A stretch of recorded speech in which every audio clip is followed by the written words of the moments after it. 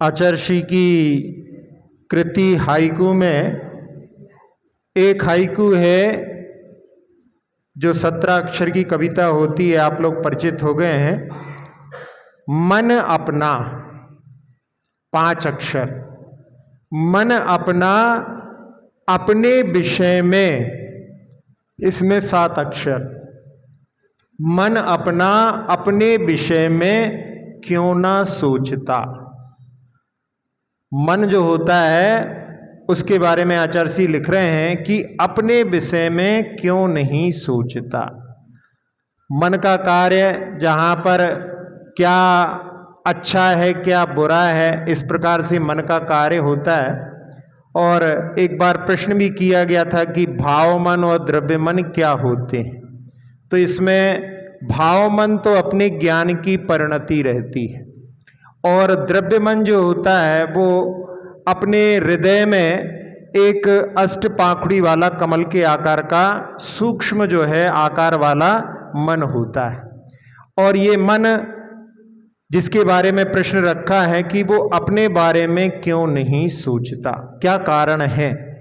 तो जीव अनादि काल से संसार में परिभ्रमण कर रहा है, और जहाँ निगोद में उसके पास में केवल मात्र स्पर्शन इंद्रिय होती है, और स्पर्शन इंद्रिय के माध्यम से वो बाहर के स्पर्श के जो विषय हैं उनको ही ग्रहण करता है। बाद में वहाँ से निकल करके वो जब विकलेंद्रिय में आता है, 2 इंद्रिय 3 इंद्रिय 4 इंद्रिय, तो 2 इंद्रिय में आने पर उसके लिए रसना इंद्रिय भी प्राप्त हो जाती है, और रसना इंद्रिय के माध्यम से फिर वो रस का जो है ज्ञान करने लगता है। फिर यदि घ्राण इंद्रिय आ जाती है तो वो अपनी नासिका का प्रयोग भी करने लगता है। चींटी आदि जो होती हैं वो गंध के माध्यम से भी विषयों को जानने लगती हैं। और जब वो 4 इंद्रिय जीव बनता है तो उसके पास में नेत्र भी आ जाते हैं, तो नेत्र के माध्यम से भी वो बाह्य के विषयों को देखने लगता है। और जब वो कर्ण उसके पास में उत्पन्न होते हैं तो वो पंचेंद्रिय कहलाता है, तो वो कान के माध्यम से भी सुनने लगता है। इधर तक तो जो है जहाँ त्रियंच होते हैं उनमें बिना मन के भी रह सकते हैं, और जब मन आता है तो त्रियंचों में ही वहाँ पर संगी भी होते हैं असंगी भी होते हैं। जिनके पास मन नहीं होता वो असंगी कहलाते हैं। और बाकी जो 3 गतियाँ हैं वहाँ तो जो भी 5 इंद्रिय जीव होते हैं वो संगी ही होते हैं। लेकिन पूर्व का संस्कार इतना भारी रहता है कि वो अपनी इंद्रियों के माध्यम से बाहर के विषयों को ही ग्रहण करता रहता है। इसलिए मन आने के बाद में भी वो बाहर के ही विषयों में ही जो विचार करता है उन्हीं के बारे में सोचता है, और वो अपने बारे में विचार नहीं करता। तो ये उसमें मुख्य कारण है कि संस्कार जो पूर्व के पड़े हुए हैं वो केवल बाहर के विषयों को ग्रहण करने के ही हैं। तो कभी भी जो है व्यक्ति अपने बारे में विचार नहीं करता। इसीलिए यहाँ पर कि ये अपने लिए अपने मन के माध्यम से अपने बारे में भी विचार करना चाहिए। बाहर के अधिकतर व्यक्ति जो होते हैं वो सबकी खूब चिंता करते हैं कि बच्चों का क्या होगा, परिवार का क्या होगा, समाज का क्या होगा, लेकिन मेरा अपना क्या होगा इसके बारे में समय ही नहीं निकालते। अपने कल्याण के लिए यहाँ पर जो लिखा गया है मुख्यतः से हाइकू कि अपने आत्म कल्याण के बारे में जीव विचार नहीं करता। संसार में 3 प्रकार के लोग होते हैं। एक होते हैं अधिकतर जो बहुतायत हैं, जिसमें मनुष्यों में ही मुख्यतः से कि व्हाट आई हैव, मेरे पास में क्या है, यानी बाहरी सामग्री उसमें जो है बस उसके कलेक्शन में मेरे पास गाड़ी है, मेरे पास बंगला है, मेरे पास बैंक बैलेंस है। तो इन चीज़ों में और इन्हीं चीज़ों के प्रदर्शन में उनका पूरा जीवन निकल जाता है। बहुतायत लोग जो हैं इसी श्रेणी में आते हैं, और जब इससे कोई ऊपर उठता है तब फिर वो विचार करता है कि व्हाट आई डू, मैं क्या करता हूँ। उसमें अच्छा बुरा उसका जो है विचार करके और अच्छे मार्ग का चयन करना, ये जो है जहाँ पर व्हाट आई हैव वाली बात रहती है, मेरे पास क्या है, तो उस समय में अधिकतर व्यक्ति तो केवल बस जैसे तैसे हों, पैसे हों, तो उसके कारण में, क्योंकि बिना पैसे के कुछ चलेगा नहीं। अभी देखते हैं अपन बहुत सारे जो हैं लोग केवल जो है पैसे के लिए ही किस किस तरीके से जो है आजकल जो मोबाइल का ज़माने में मोबाइल के माध्यम से बहुत सारी जो है लोगों को ठगने की जो है प्रक्रियाएं चल रही हैं, बहुत सारे लोग उसके शिकार बन रहे हैं।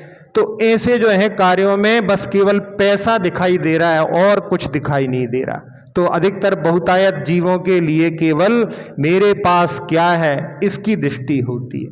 और जो जब समझते हैं, क्योंकि इस प्रकार से जो लोग कार्य कर रहे हैं उसमें वो लोगों को करते समय में ऐसा लगता है कि हम जो है इसमें सफल हो जाएंगे, लेकिन सफलता नहीं मिलती। कभी ना कभी वो जो है धोखाधड़ी करने वाले फंस ही जाते हैं। कितने अपन केस देखो, सब में जो सोचता है व्यक्ति, लेकिन आजकल का जमाना इतना एडवांस हो गया है, अब तो जो है ऊपर घूमने वाली सैटेलाइट्स भी रहती हैं, खुले आकाश में भी यदि कोई कुछ अपराध करे तो उसकी भी रिकॉर्डिंग वहां पर हो सकती है। तो उसके मामले में जो पाप करने वाला होता है, यदि उस पर विचार करे कि पाप जो है कभी ना कभी पकड़ा जाएगा, तो यदि इस पर विचार करता है तब फिर वो पाप से बच सकता है। और जो पाप से बचता है वो ही यहाँ पर जो है सेकंड कैटेगरी वाला लिखा है कि व्हाट आई डू, मैं क्या करता हूँ, मैं क्या अच्छा करता हूँ, किस प्रकार से मैं पाप से बचता हूँ। तो ये जो होते हैं ये जो हैं उनसे बहुत कम होते हैं। और इसके बाद में इनमें से ही कुछ जीव जो होते हैं वो थर्ड कैटेगरी के हमने थर्ड नंबर रखा है, लेकिन कहने के लिए वो फर्स्ट क्लास वाले हैं। तो वो होते हैं व्हाट आई एम, मैं क्या हूँ, इस पर विचार करने वाले। तो यहाँ पर जो विचार करते हैं कि मैं कौन हूँ, जहाँ बताया था आपको पहले भी कि पंडित आशा दर्जी ने प्रतिदिन अपने लिए प्रातः काल में उठ करके पंच नमस्कार मंत्र का स्मरण करके कि मैं कौन हूँ, मेरा धर्म क्या, मेरे व्रत क्या, इस प्रकार का प्रतिदिन चिंतन करना चाहिए। आचार्यों ने अपने लिए बहुत अच्छी तरह से मार्ग बतलाया है कि जिसके माध्यम से हम अपने आप से परिचित हो सकते हैं, लेकिन उसके लिए जो समय निकालता है वो ही अपने आत्मा से, अपने आप से परिचित हो सकता है। लेकिन जहाँ पांचों इंद्रियों के विषयों के माध्यम से केवल बाहर की दौड़ होती है और मन भी उन पांचों इंद्रियों के ही डायरेक्शन में उनको निर्देशन देने में लग जाता है, तो वो उसका कार्य भी बाहर का ही करता रहता है, अपने आत्म तत्व के बारे में विचार नहीं करता। और मन के लिए जब तक मन नहीं होता तब तक वो अच्छे बुरे का विचार भी नहीं कर पाता, क्योंकि जो बिना मन वाले जीव हैं असंगी पंचेंद्रिय तक, वो केवल अपने जीवन को जीने के लिए ही कार्य करते हैं, यानी जीवन को जीने के लिए जो आवश्यकताएं होती हैं बस उन्हीं की पूर्ति में लगे रहते हैं।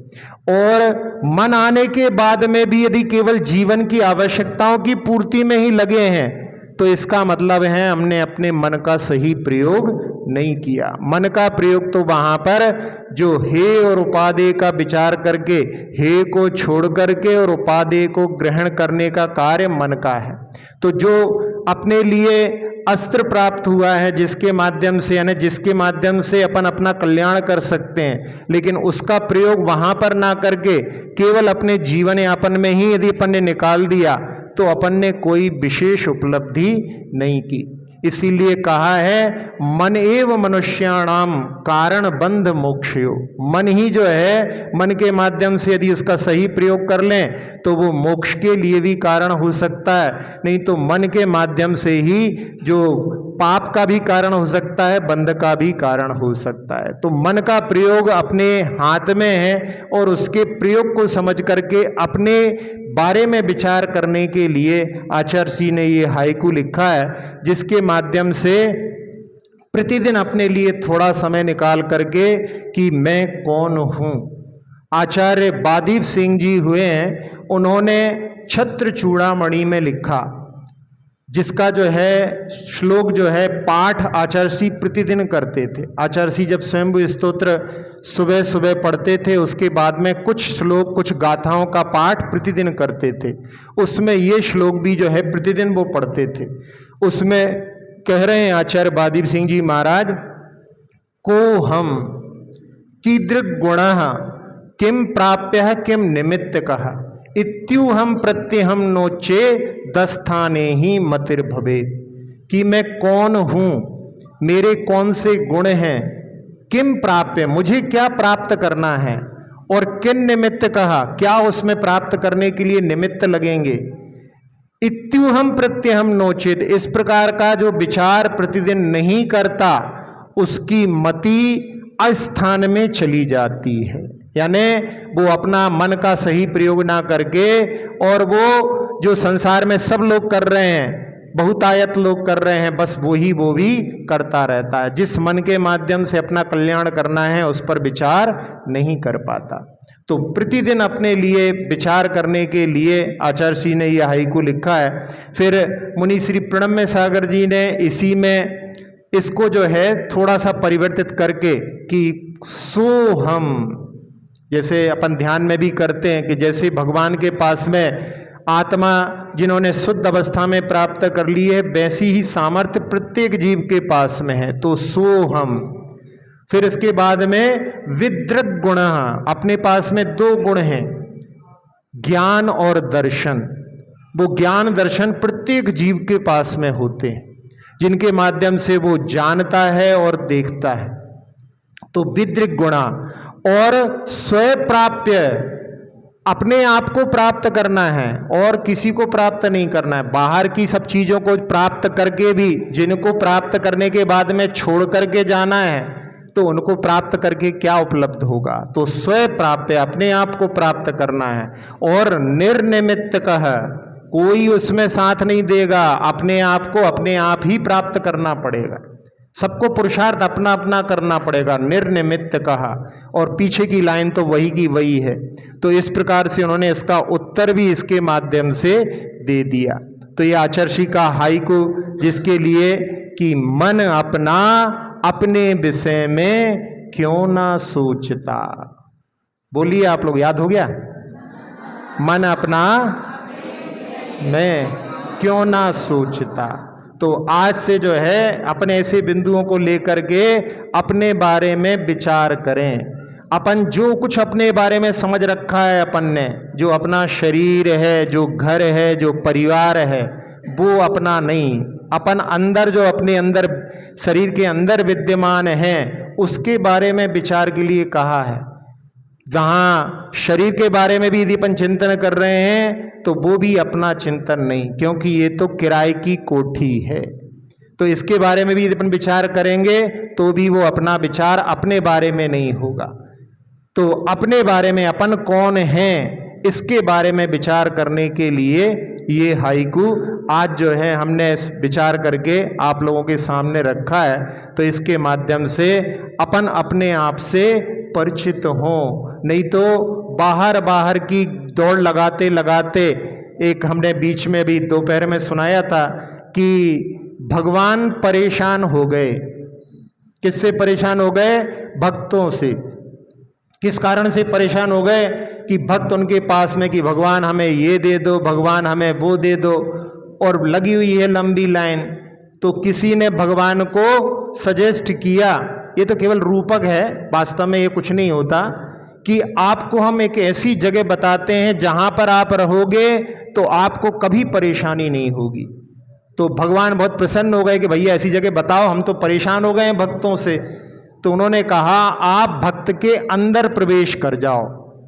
वो भक्त जो है हमेशा ही बाहर खोजता रहेगा, वो अंदर कभी नहीं झांकता, तो वो आपके पास में कभी नहीं पहुंच पाएगा। ये एक बहुत बड़ा व्यंग है। और साथ साथ में वो भगवान आत्मा अपने अंदर, अपनी जो आत्मा है उसमें भी भगवत बनने की सामर्थ्य है, इसलिए वही भगवान है। भगवान के दर्शन करते समय में भी केवल अपन इसीलिए भगवान के पास जाते हैं कि वो अपने अंदर भी जो भगवत्ता है उसकी दर्शन अपने लिए हो जाए। आचार्य जब एक बार समझा रहे थे तो उस समय में वो यही कह रहे थे कि जब भक्त दर्शन करने जाता है और वहाँ पर बोलता है कि आप कौन हैं, जहाँ गुंबद होती है वहाँ पर आवाज़ गूंजती है और उसमें वहाँ से आवाज़ आती है आप कौन हैं, और भक्त बोलता है आप भगवान हैं तो वहाँ से भी आवाज़ आती है कि आप भगवान हैं। तो आप भगवान हैं, अंदर भगवान आत्मा विद्यमान है। तो उसको प्राप्त करने के लिए अपने लिए इस हाइकू के माध्यम से थोड़ा सा समय प्रतिदिन निकाल करके अपन उस आत्म तत्व से भी परिचित हो सकते हैं। और जो दृश्य जगत है उससे परिचय तो अपना बहुत है, और जो अदृश्य जगत है जो दिखाई नहीं देता उससे परिचय ही अध्यात्म कहलाता है, और वो ही आत्मा के निकट होता है। इसलिए अपने को अध्यात्म से परिचय कराने वाला जो अध्यात्म योगी आचार्य श्री हैं, उनके माध्यम से ये हाइकू के माध्यम से अपन ने प्रयास किया।